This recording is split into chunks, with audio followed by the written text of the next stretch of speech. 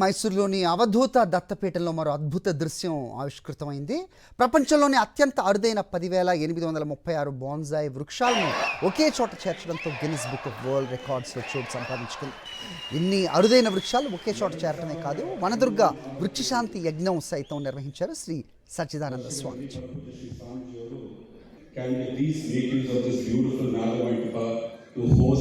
One of the most astounding, amazing bonsai international conferences that has ever taken place on this earth that happened in Nagamandalam.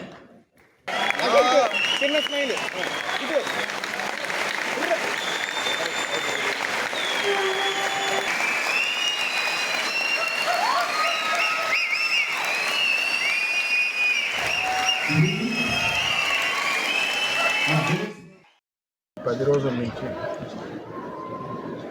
సహస్ర చండీ యజ్ఞం, వనదుర్గా యజ్ఞం చాలా అద్భుతంగా చాలా నిష్టగా కార్యక్రమాన్ని జరుపుకోవటం జరిగింది. ఇక్కడ మైసూరు అవధూత దత్తపీఠంలో 130 పండితులతో, నిష్ఠావంతులైన పండితులతో ఈ యజ్ఞాన్ని జరపడం జరిగింది. ఈ మధ్యలో మంత్రఘోషంతో పాటు యజ్ఞంతో పాటు వృక్ష యజ్ఞం కూడా జరిగింది.